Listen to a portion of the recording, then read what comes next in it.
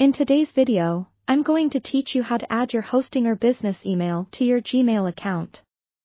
This will allow you to manage both your personal and business communications from one convenient location, which can be a huge time saver in your daily routine. So, let's dive right in and get started. First, you need to log into your Hostinger account.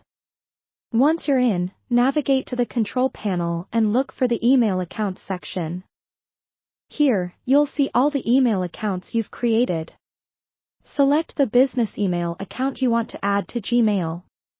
It's important to note down the email server settings because you'll need them later in the process.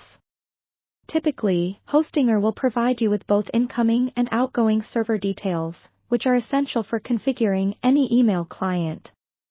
Now, open up Gmail in your favorite web browser. In the top right corner, there's a small gear icon. Click on it to open the settings menu. From there, you'll want to select See All Settings. This will take you to a new page with several tabs along the top. You need to find the one labeled Accounts and Import. Once there, scroll down until you see the section called Check Mail from Other Accounts. Click on Add a Mail Account. A new window will pop up, prompting you to enter the business email address you want to add. Type it in carefully and hit the Next button. Here, you'll be asked to select an option for importing your mail. Choose Import Emails from My Other Account POP3 and click Next. This part is where the server settings you noted earlier will come in handy. Enter your full email address as the username, along with your password. Then, set the POP server to the incoming mail server setting you got from Hostinger. Usually, the port is set to 995, but make sure this matches what's recommended by Hostinger. Additionally, there are a few checkboxes on this page. It's usually a good idea to check the box to leave a copy of retrieved messages on the server, so you have backups. You might also want to label incoming messages for easier sorting, so that option can be helpful, too.